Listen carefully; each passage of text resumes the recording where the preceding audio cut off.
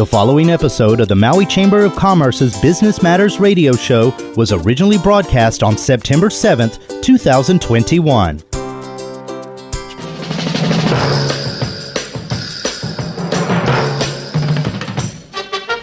Aloha and welcome to the Maui Chamber of Commerce's Business Matters radio show, sponsored by Mokulele Airlines.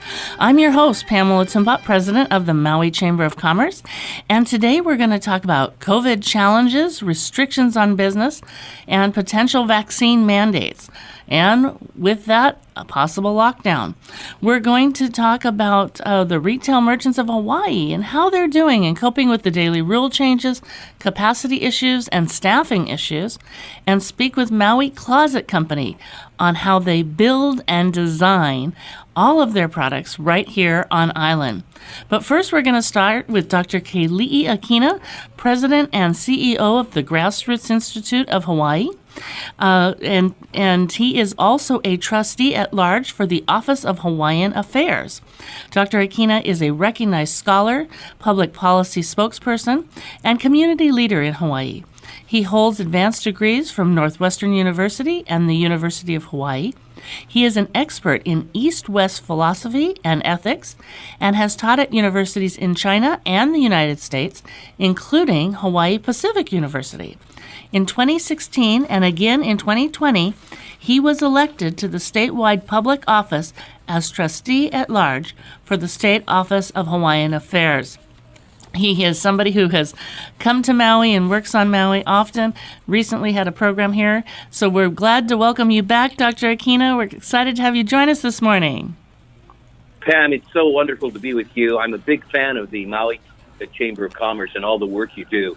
I just want to make a note that I'm here today representing the Grassroot Institute. I'm not here in my public capacity as a trustee of OHA. The issues that are before you are very serious, and so I'm really honored to be able to discuss them with you today. Well, we are so glad to hear your expert advice and your thoughts on what's going on. You know, one of the big things that's going on is looking at how we're addressing COVID, and more recently, the governor's response to addressing COVID and some of the challenges, and we wanted to get your thoughts on how things are going. Well, I think you're referring to Governor Ige's most recent mandate, and that is basically that by September 16th, all state and county employees are going to have to be vaccinated or do regular testing. But also, which is relevant to us on Maui, Honolulu Mayor Blangiardi mandated that by September 13th, all customers and employees of restaurants, bars, gyms, and movie theaters and other establishments have to be vaccinated or do testing. And Mayor Blangiardi has suggested that it's possible that in 60 days we might move toward requiring vaccines. I'm looking forward to hearing Mayor Victorino today on Maui when he does a press conference to state what he's going to do in terms of the vaccine mandate. But Pam, you were asking me what my thoughts were about this.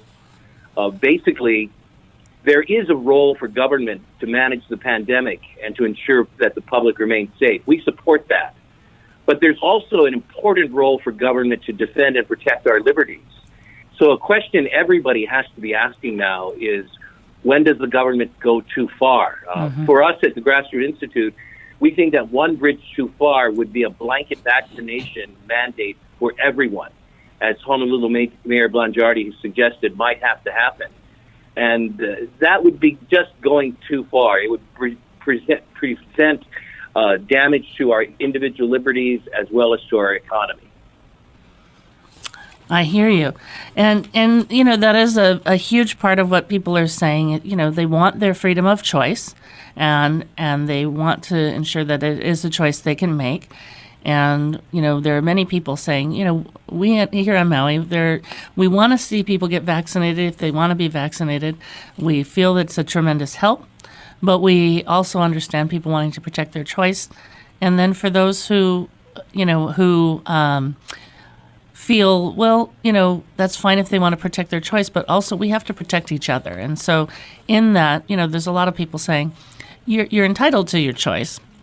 But also with that choice, sometimes there might be different restrictions if it helps protect the whole. How do you feel about that side of the argument? Well, there's no question that freedom comes with responsibility.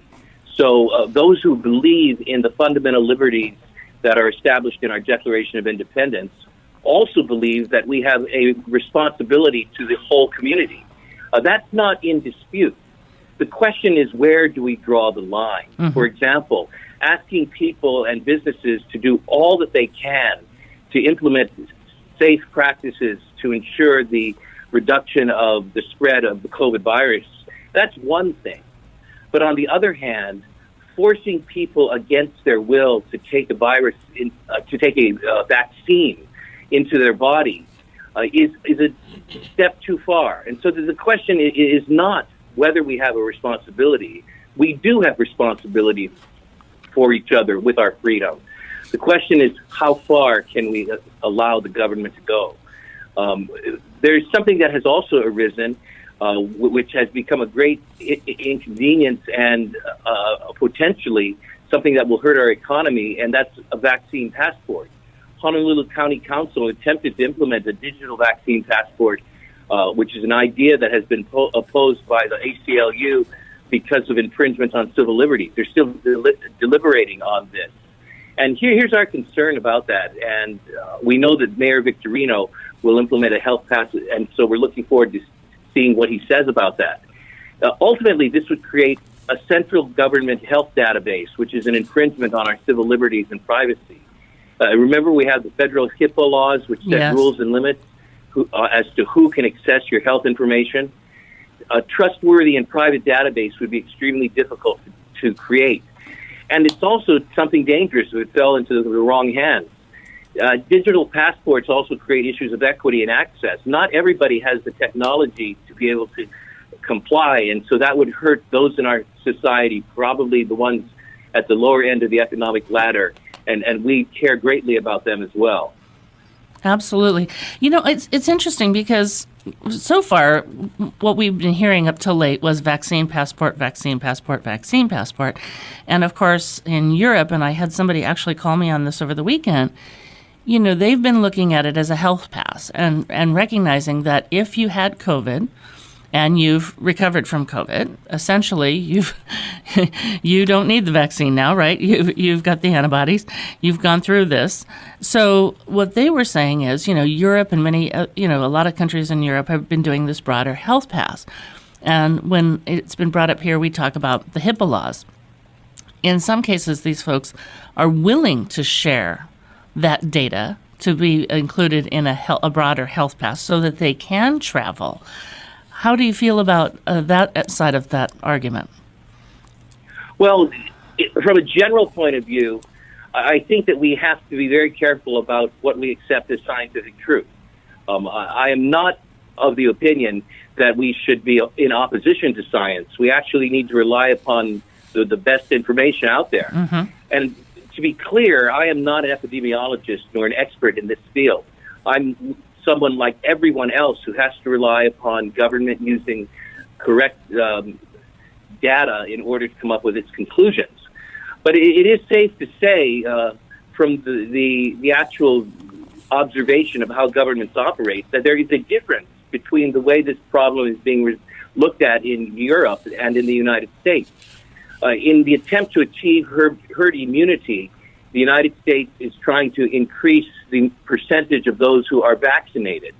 The difference in Europe is that in an attempt to achieve herd immunity, European countries are looking at increasing those who are vaccinated and those who have the antibodies from having contracted the coronavirus already or the Delta variant. Mm-hmm. It's important to take a look at these two models and compare them to one another for their efficacy. And I'm hoping that our public leaders will be doing that. I hear you. I agree. It was an interesting point of view. And again, in other areas, they're opening things up. So, Dr. Akina, can you also comment on the restrictions that businesses are facing, including social distancing, and what you're hearing about a possible lockdown? Well, currently, Maui social gatherings are limited to groups of 10 people indoors and 25 people outdoors. Businesses also have to maintain a social distancing of customers. And there are so many other rules that I can't keep track of them. The upcoming mandates for Mayor Victorino will likely require customers to show a proof of vaccination or a recent negative COVID-19 test. And a question that many people are looking at is whether there will be lockdowns in the future. Well, the fact is, overly restrictive measures that hinder businesses are, in effect, a partial lockdown already. Mm-hmm. And you see one of the impacts of this. Already tourist numbers have fallen, which means we will probably see Hawaii's economy go through another economic hardship as it did last year. And that means many businesses will be in worse condition than they were last year because they've had to suffer through quite a bit already.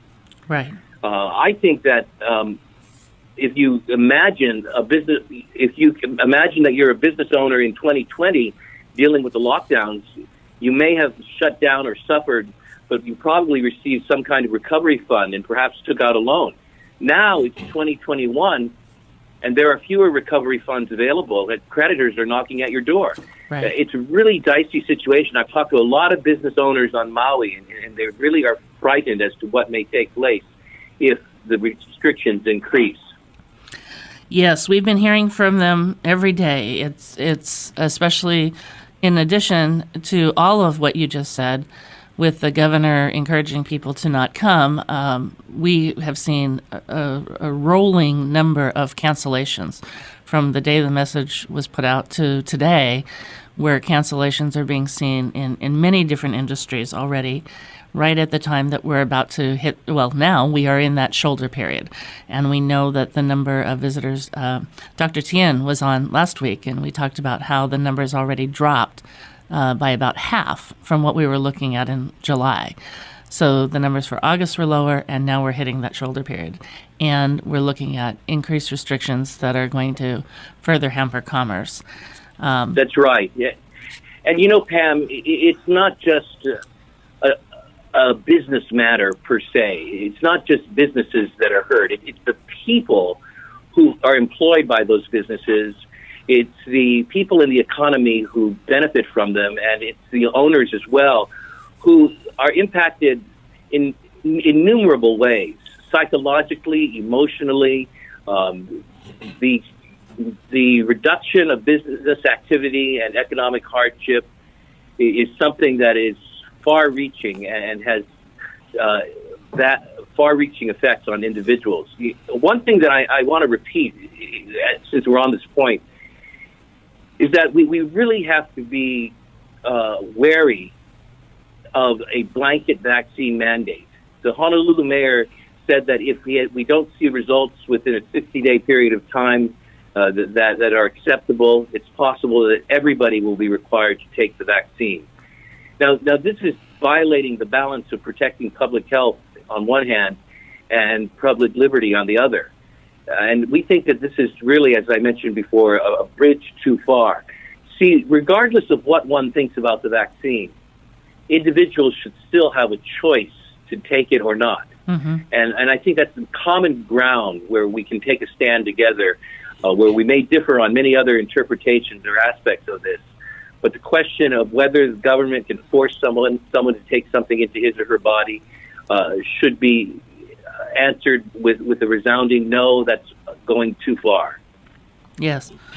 I mean, the Maui Chamber of Commerce and many of our members and the county and others, we partner with the state, up to this point have all agreed that, we do support vaccinations. We encourage people to get vaccinations. But if you don't feel that it's important for, that's appropriate for your body, we have all been of the like mind of saying, okay, we understand, we want to continue to encourage people, but if that is a deep concern for you, then we hope, again, that you'll take responsibility to help protect our community, because our broader communities at stake. I do want to give some kudos to Mayor Victorino. I know this is a situation that is in flux, and I know that it's really hard to know what to do at any given moment. But recently, in response to news that Mayor Blangiardi was considering a vaccine mandate, Mayor Victorino has said that he's not likely to require private employees and private businesses to be vaccinated. And I hope he remains committed to that, and I would commend him for considering that. I will tell you, working with the administration throughout this, he has been trying as hard as he can, even when others have pulled back. Or, that's why each county is sort of has their own rules based on what's happening in their county. He's worked very hard to try and allow businesses as much as possible and as safe for the entire community. He's trying to allow choice where it's possible, and we can have people have choice, but still also protect others, because we're seeing, other people getting, we're seeing more people who were unvaccinated in the hospitals. We're seeing people catching COVID from unvaccinated coworkers, but they were vaccinated, so it's less, but they're still going through something again. So we're trying to encourage people. If you want to remain unvaccinated, that's a choice, but you need to take, as you pointed out, the responsibility. Stay home even if you think it's allergies, stay home, because the risk to others is still great. So we're trying to educate people on that, and I appreciate you doing the same. It's been a moving target, and there are no easy answers, but I can tell you, in the meetings that I've sat as an advocate for businesses in our community, with other business owners and leaders, working with the mayor and his team, the mayor has been very careful and worked with us every step along the way. As it's getting tighter and tougher right now, and I mean, obviously we're in a new height of what's going on, and it's a sustained height. We have to keep looking and thinking, but we also need to keep reminding people, what else can you do? What can the business do? How do we best protect during this time? And the businesses are willing to do that. They all, of course, they're all champions for the community, but they do want to keep their operations open to the extent that they can while supporting the greater call. They do want to educate their employees and keep them informed of options and choices. And everybody's trying to do their part, so it'll be interesting. And there's been a lot of things that have been promoted over the weekend. There was a signed governor's proclamation, but our county was working on making adjustments to that. So there's some other news that's come out that's not quite accurate from what I understand, but I think we're going to hear a lot more today. And it's Tuesdays, so if you're not familiar with Tuesdays and Fridays, that is the days that Mayor Victorino gives his updates and announcements. So today is a particularly important day, and we want to encourage our listeners to tune in. Right. One lesson we're learning is that not all the problems we're facing today are caused exclusively by the coronavirus pandemic. Absolutely. For example, our lack of hospital capacity at this time is something that existed prior to the coronavirus pandemic. Yes. Maui's healthcare system was already ill-equipped to deal with natural disasters, whether it was a hurricane or a virus. And that's because of the way our government interacts with our private economy. We have a certificate of need law here in Hawaii that has prevented the development of adequate hospital capacity. You remember back in 2007, that blocked a hospital that would have been built in Kihei. Yes. And it's blocked so many other medical establishments. And so I hope we will learn a lesson from this crisis, and that is that our economy needs to operate with greater freedom from government intervention in order to be robust and in order to be able to handle emergencies and crises. Yeah, we've said it in so many different levels, but I'm really glad that you brought the hospital situation up because we at the Maui Chamber of Commerce were champions of an additional hospital here. That Certificate of Need program has been a challenge, and it's been a big challenge for West Maui. It's been a challenge all across our county, and there's other programs that from time to time have wanted to come up that couldn't get past the Certificate of Need based on the way that it's established. And most states across the nation have gotten rid of that.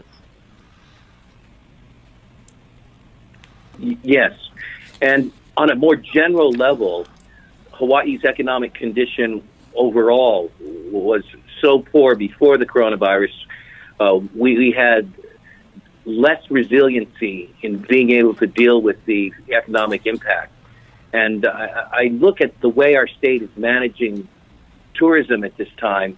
I'm very concerned because the attempt to reduce tourism is only something that's going in the long run to hurt the rebuilding of the economy. It's an economy, especially on the island of Maui, that has tremendous dependence upon tourism. And while, of course, we look for modes of diversification in the long run, there's the immediate need that tourism provides to the residents of our islands.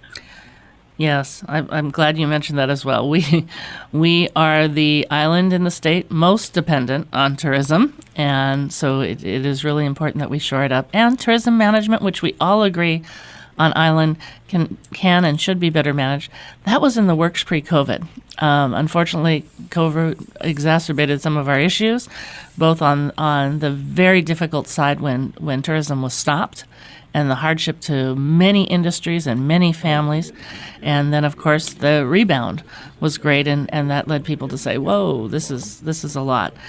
But it is an extreme balance that we're working very hard, but we can't live without tourism. And so it's really important that we look at other ways right now to balance and appreciate what the industry can do and work to mitigate those challenges. Dr. Akina, I have loved having you on the show this morning. Let's do this again soon. Absolutely. Pam, it's been a delight to be with you and the Maui Chamber of Commerce. Much aloha. Much aloha to you. Have a beautiful Maui day. We are going to be right back after a brief message from our sponsor, Mokulele Airlines. Mokulele Airlines operates the largest commuter airline hub in the country, right here in Kahului. Fly Mokulele from Kahului to Molokai, Lanai, Hana, Waimea, Kona, and now Hilo. Mokulele also operates the only flights between Kapalua and Honolulu. There is never a middle seat on Mokulele, and every seat has a window and aisle. Visit mokuleleairlines.com and take your next flight from the newly renovated Mokulele Terminal. And we're back. Well, it was great to have Dr. Akina on today and talk about some of these different mandates. And for those just tuning in, this is Business Matters, brought to you by Mokulele Airlines, where we talk about different community issues. And of course, one of the top things we're all seeing right now is our COVID numbers soaring, and they've been soaring now for numerous weeks. So we've been sustaining very high numbers. It's impacting many different industries. And after the governor's message asking visitors to not come at this time, we started hearing from businesses who were sharing cancellations that started to roll in. And we started to hear that some of these companies were trying to, in effect, say that they weren't, with that message, that they couldn't come. In other words, the governor's statement said that they couldn't come.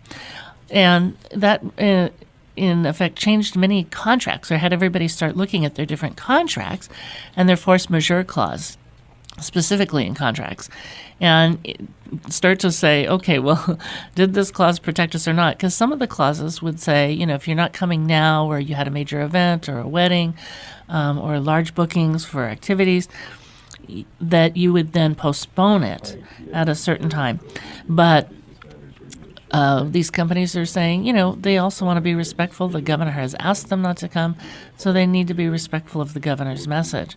So, we can understand, you can understand both sides, but I think when the message came out and there was a lot of unclarity about it, so it's something that's being looked. And then today we may hear from Mayor Victorino on where we're going with our if there's going to be a vaccine passport or a health passport, or where are we going with additional changes to, better help us prevent what's occurring now, which is the one thing we've all looked at in the capacity issue is our hospitals and the overtaxing of our hospitals to protect our community. So stay tuned. We want to encourage everybody to watch today. Listen to Mayor Victorino's briefing. It's always in Tuesday afternoon at 4 p.m. And with that, we also I'd like to welcome Tina Yamaki, who is president of the Retail Merchants of Hawaii. Tina has over 20 years of experience with nonprofit organizations, a background in governmental affairs and community relations. She's done innovative brand management, sales and marketing, event planning, and fundraising. Prior to joining the Retail Merchants of Hawaii, Tina was the executive director of the Hawaii Lodging and Tourism Association and the director of business support at PBS Hawaii, Hawaii. Good morning, Tina, and welcome to the show. Mahalo for joining us. Aloha and good morning, and thank you for having me. It's an honor. Oh, well, we're honored to have you. Thank you. You have been on the front lines. I just want to say thank you and mahalo for all you've been doing. You have been representing your retailers very well. I get to see you in many forums advocating for what's happening in their world and the impact of different things on retail. And I was wondering if you could kind of give us an update of how retailers are doing, what they saw with the tourists coming back and the recovery rate then, and how they're handling some of the capacity issues and where we're at now in the shoulder period. So right now, we did see an influx of tourists, and then now we don't. As anyone has seen, the visitor counts are down.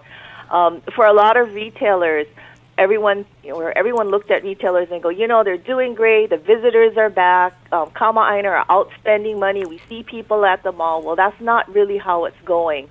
The visitor that we're seeing that's coming to Hawaii are the MIC visitors. Right. And those are the budget and economy type visitors who really don't spend money.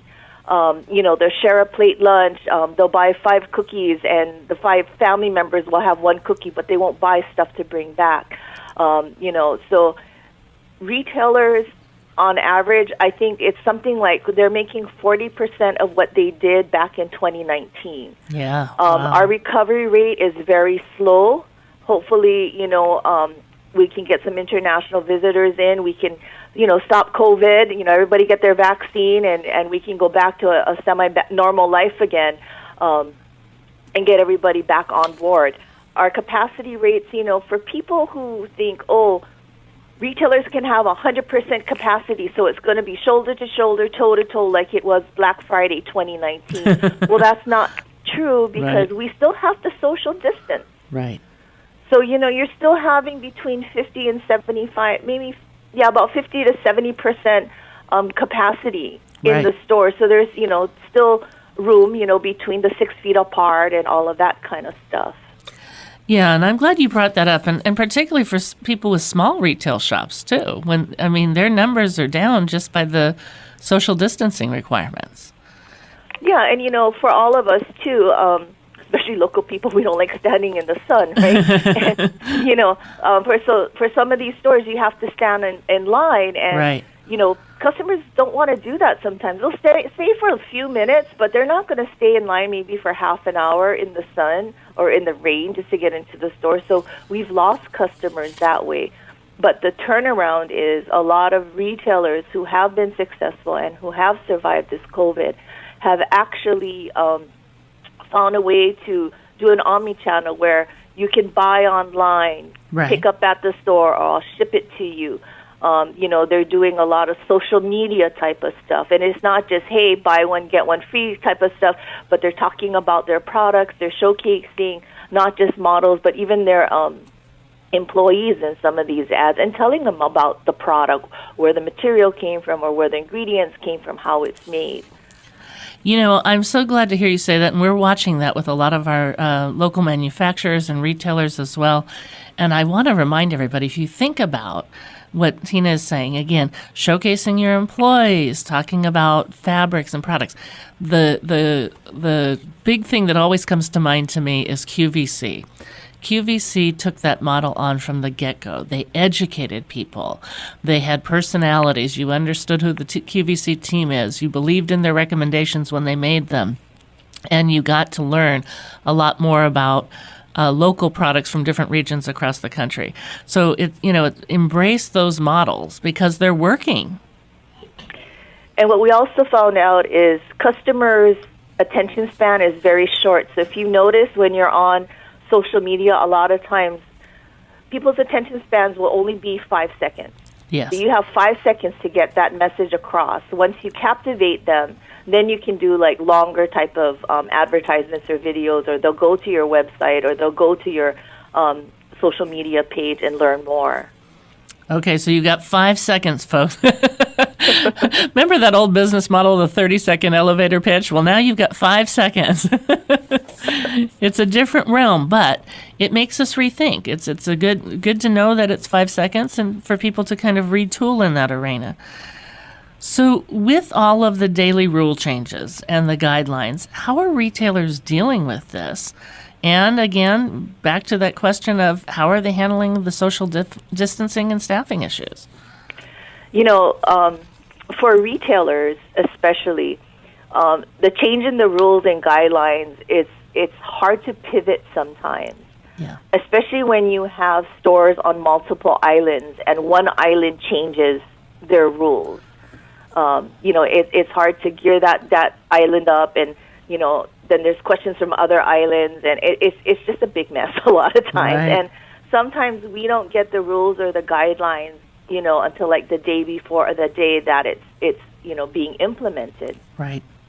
And for retailers, it's sometimes hard, depending on what these rules and guidelines are, to pivot and to get ready for it. Yeah. It takes a while to gear up sometimes. And call people in. For smaller businesses, it might be easier, but for larger companies, it might be a little harder to do. Yeah. But we, as an association, we have been, sending out the rules and the guidelines every time there's a change to all of our members. We have become a resource for them. Sometimes they don't like to call, the government agency or the mayor's office or whoever to ask, the question because they think it's too stupid or they don't want to be singled out. So they'll come to us, and we've been calling on their behalf. We do a lot of that as well, and bless you for doing that. I know that people are very uncomfortable doing that. So, like you said, they don't want to be singled out, or they feel that they're going to be told they should already know. And so, we're happy to do that as well at the Maui Chamber, and it's an important role that we play, helping and disseminating that information. And you've done such an excellent job at that. Thank you, and you have too. And during this time, if a non-member, and I've got a lot of non-member people from Maui calling me, a lot of small businesses, they have questions. We will take their calls and we will help them the best we can. I'm not one of those, you're not a member, so I'm not going to help you. We're all in this together, and we're all retailers in Ohana, and we all need to stick together and help each other so we can all survive this pandemic. Absolutely. Yeah, and that's been very true for us. In fact, our mantra just has been throughout this whole thing, how can we serve? It's not about whether you're a member of the chamber or not. We're not going to just, if you're not a member, we're not just going to forward you on and give you a call number. We're going to see what we can do to help. But I was kind of floored how many people would ask or would say, oh, I'm not a member, but can you help me anyway? And we're like, yes, we'd be happy to help. How can we help?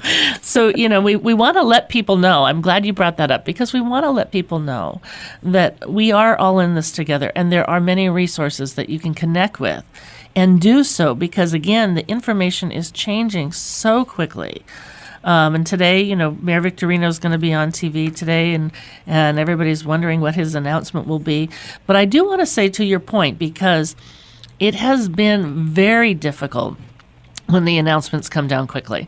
And I will say, serving on a committee that is working with Mayor Victorino and sharing business needs, he is very aware that, and is working hard. I mean, there's some things with COVID, we just have to act quickly, but he understands the impact on businesses and is working hard to give our businesses more notice, more advanced notice, still responding to urgent and changing conditions as much as possible. So that's been a big part of his mantra lately, is he understands that businesses can't change on a dime. And you point out in retail, and this has also been true for restaurant chains as well, they're dealing, imagine you own this business and you have different chains on different islands, and all of the regulations in each county are different. And you're trying to gear up all of your different operations. It's just a really wild time. And I'm glad that you're helping them navigate through that, Tina. We're always happy to help. And some of the biggest questions we have is, they're looking for grants, or how can, is there any money out there for them? Because they know, like, the restaurants got federal money. Unfortunately, retailers did not. Right. And we understand that, some retailers were too large to apply for the county fundings that were out there. Right. And some of the state fundings. So we understand that maybe the only thing they got were the PPP loans that are now, I think, turning into grants. Hopefully idle, too. And the state still has some money in idle. So hopefully we understand they've still got some money. So we're hoping we're kind of retargeting people too, saying, well, a lot of people kind of hung their hat on PPP, and we want to keep reminding people that there were also idle funds as well, and hope they can take advantage of that. You know, Tina, you mentioned the visitors that are coming are shopping in a very different way, and we don't have that international traffic. Can you tell us what you're finding visitors are looking for, and tell us a little bit more about those spending habits? So the visitors are not our typical visitors that we normally see on the islands or throughout the state. They're the ones that, you know, they got their plus-up monies or they got their stimulus checks, and so now, hey, we're going to come to Hawaii, and, you know, before they couldn't afford it, now they can because, you know, when Hawaii just opened up, airfare was cheap, hotels were cheap, so people booked, but they come here, they don't tip, they don't spend the money, but they think they're Kardashians and they want to live this rich, extravagant life, you know, and they demand a lot of stuff. We're seeing that, you know, when they come through their stores, they don't, you know, they look at something off a rack, they don't even hang it back, they just throw it on the floor, they wreck displays. Wow. I'm not saying all of the visitors are like that, but we have seen a large amount of them in the beginning who are coming here. We've also seen, you know, the repeat visitors who come to Hawaii every year, and their spending habits haven't changed. You know, they still go out to their favorite restaurants. They still, you know, bring home the chocolate-covered macadamia nuts and all of that kind of stuff. So there is a different type of visitor, you know, the habitual ones who come back year after year or who have been to Hawaii before. Right. And love Hawaii. I mean, they come back because they cherish our islands, and it's great to know that they're spending and their habits haven't changed. That's good to know. Because and I think, you know, as we go on and we're seeing, you know, rates creeping up and all of that, I think you're going to have a different visitor coming back again. I mean, I think the early visitors, they won't be able to afford Hawaii anymore to come back if they're on that budget traveler type of thing. Because they've been shopping, you know, at discount stores, swap meets, that kind of stuff. Right. Yeah. And they go to Costco or, you know, these big membership stores. They buy stuff, but they don't come into the restaurant to eat. I've actually seen people return a used stand-up board that you can see has been used and a pineapple. Wow. Yeah. I'm like, what? And I asked the lady, and the lady behind the counter said, she goes, oh, this happens all the time. And I go, at just this store? She goes, no, all of our stores. Wow.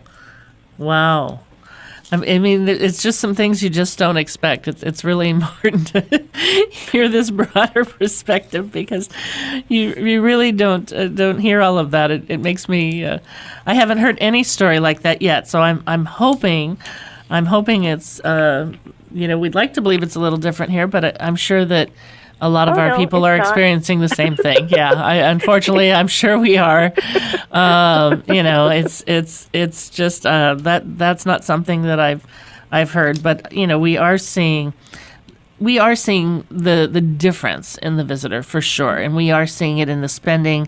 I just haven't heard about the return issue that way, but we are absolutely seeing all the other things that you mentioned. And so a lot of places we've heard who used to have, you know, come in for, you know, it's our 5th anniversary or 10th anniversary, come in for a free scoop of ice cream or something. They stopped advertising that because what they found out was these people would just come in, get the free thing, and just leave. Right. Yeah. And be very demanding. Oh, I don't like this flavor. Can I have something else? You know. We've heard that on multiple islands. We've gotten complaints. Wow. Yeah, it's a very tough business to begin with. Mm-hmm. And the biggest thing that we saw at the beginning of the pandemic was coming off an awesome 2019 and the great expectation of 2020 being phenomenal. You know, in retail, you have to be ready for those customers. That means you have a lot of inventory on hand. So people bought a lot of inventory gearing up for a great season, only to be slapped by COVID. And a lot of our folks in retail, we did a really early micro-business enterprise loan with county funding. very early on, and a lot of it was retailers, and it was because they had a lot of inventory sitting, and their shop was completely closed. And so it's been a huge challenge, and they've got a lot of money still in back owed either commercial mortgage or commercial rent payments. That's a huge challenge. So most retailers, they're between 6 months to 1 year behind in their commercial lease rent payments. Yeah, it's a tough and a lot thing of to them get they out had it pushed forward. So now, they have a balloon payment. You haven't paid for 6 months, so now all 6 months are due. But if they didn't have the money then, they don't have the money now to pay for it either. Yeah, and again, the big call we get, and I know you're getting it as well. There's got to be some relief coming for us. What's the relief? And right now we don't know of any other than the EIDL loan. If you didn't take the EIDL loan, to circle back with the SBA and work on the EIDL loan portion.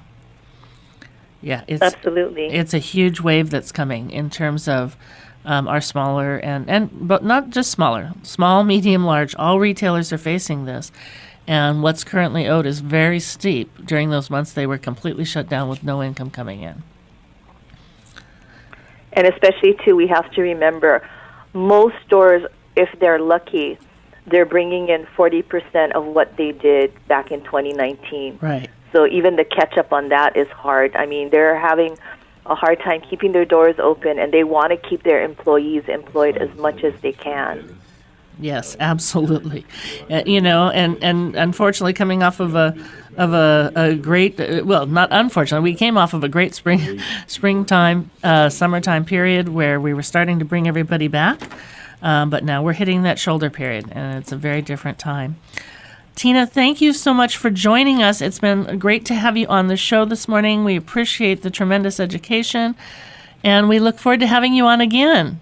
Oh, thank you. And I look forward to continue working with you on trying to figure out how we can survive this pandemic.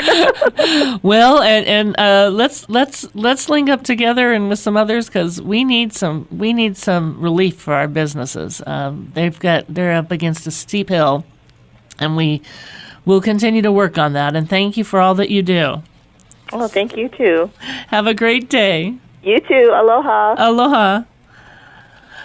Well, we are so glad to have this show sponsored by Mokulele Airlines. Mokulele Airlines operates the largest commuter airline hub in the country, right here in Kahului. Fly Mokulele from Kahului to Molokai, Lanai, Hana, Waimea, Kona, and now Hilo. Mokulele also operates the only flights between Kapalua and Honolulu. There is never a middle seat on Mokulele, and every seat has a window and aisle. Visit mokuleleairlines.com and take your next flight from the newly renovated Mokulele Terminal. And we're back. Well, we are awaiting a call from Dennis of Maui Closet Company. But in the meantime, we'd just like to recap a little bit of what we've learned here this morning on Business Matters radio show, brought to you by the Maui Chamber of Commerce, and just kind of connect with some of the things that Tina said. There's been so much going on, and we just want to continue to remind everybody, shop local. This is a really important time to support your community, to support local businesses, to support local restaurants. Many people don't realize what it takes to run a business and employ others. If you've never run a business, it's hard to relate to all of the things that business owners do. And we've known this for years. We saw it back in the Great Recession as well. To have a business and to do all the things that you need to do to comply with government, to employ people, to stock up inventory, to make sure everything is running as it's supposed to be. Business owners often risk not only their own savings, they might be leveraging and mortgaging their house to support the business. The business also supports their lifestyle. It is their job as well. So when the business is failing, of course, it's such a hard thing for business owners as they look at, what am I doing about my employees? They don't want to see their employees have to go on unemployment. When employees were on unemployment and laid off, And our system was broken, like many systems across the country, but it took us a long time to gear up our unemployment system for those benefits. Businesses were calling into the chamber and saying, hey, we paid into this. Why are our employees not getting the relief that they're due? But oddly enough, there isn't that kind of relief generally for business owners. Today, with this round of federal funding through COVID, we took care of independent contractors, which are people who work as independent businesses and run their very small businesses as independent contractors. But owners with a business were still really struggling because it wasn't just the business operation that was struggling. Their income was down as well. And in many cases, they leveraged every asset they had from their retirement funds to college savings for their kids to their own homes to help sustain that business and make sure that they did it right and make sure their employees were paid on time. So it's been a really tough time this time, as we've seen something we've just never seen before in our lifetime. And when you look at history and you look at large pandemics like this, they often last many years. And so here we are, we're still in it, and we still need to pull together. And hearing that, if you're not aware, and even those of us who are more aware, to hear the hardcore statistics about 40% of what they were doing in 2019, they're down, to 40% of that revenue right now. And so that's tough to live on without all the additional things that you have to do with COVID and to keep people employed. So it's a great time to remember to shop local and support your local restaurants and band together. And if you have stories that, like Tina shared, if you want to share them with the Maui Chamber of Commerce, we'd like to hear them in terms of what's happening in your business. We want to see how we can help. We're trying to band together on needs. One of the things that has happened recently is we've been getting a lot of calls about people who are seeing cancellations. I mentioned it earlier through the governor's message. We have surveyed our members and are asking them to tell us what kind of experience they're having. Are they experiencing cancellations? And is the governor's message specifically being mentioned? Or, we ask people to track. Are other people canceling because of our numbers rising? We want to hear the reasons. And if you're not a chamber member, we still want to hear from you. We want to understand what's going on in your business. So you can always call into the chamber. And we have a small team. So if you have to leave a message, just because we're on the other line, leave a message, because our call volume is going way up right now. But leave us that message or send us an email. You can send an email to office@mauichamber.com. office@mauichamber.com, or you can call 244-0081. We are here to help, and we want to understand your stories. So we're really grateful for everybody working together. We're all in this together. I know we've talked about a lot of different things today about what's happening with, vaccine mandates. And again, Dr. Akina talked about freedom of choice. I don't know that any other mayor, quite frankly, until he said it, I didn't realize that Mayor Blangiardi had made a comment about vaccine for all. So far, what we've heard is people encouraging vaccinations and strongly encouraging vaccinations. Again, the huge issue was the thought of trying to get to this herd immunity, knowing for a while now that we've seen the Delta variant go through other countries. We knew it was more devastating. Trying to really encourage people in the hopes that more would be vaccinated, and if the Delta variant came through, then fewer people would be hospitalized, that they might catch it, and even vaccinated people can catch the Delta variant. But the hope is that more would be vaccinated so we wouldn't see the overrun on our hospitals that we're currently seeing today.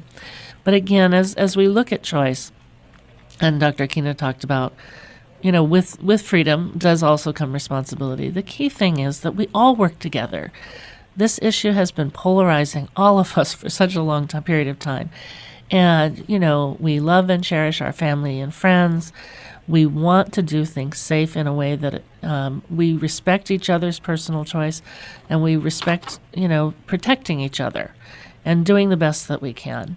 And for a number of people, there are many people who right now have awaiting surgeries or have underlying health conditions, and we're starting to hear now that their surgeries are maybe being postponed, or they're being told they may be postponed. Other surgeries are currently being postponed. And so we want to let people know, for those people who have underlying conditions, your family and friends, be particularly cautious for them, because in many cases they might be looking at a major surgery that they need to be in the best possible health for, to just undergo that surgery in general or that procedure. And so, we want to make sure that as we're getting together and interacting, and I know that there's talk about maybe pulling down on gathering sizes and how many you can have in your home and how many you can gather with outside. We've already heard and we've had a request from the mayor to just be cautious, to not have huge gathering sizes. Hopefully we see that people have been respecting that through the Labor Day weekend and working together, hopefully to start bringing our numbers down. But also be aware of others, and many times you don't know. People don't say, hey, I've got this illness, or I'm about to have a major surgery. But just understand, and if you do know, be particularly cautious, especially with our elderly. Be particularly cautious, and we can all do this if we work together. And that's been our mantra. Mayor Victorino has encouraged all of us, just work together. We're not trying to overstep somebody's personal freedoms.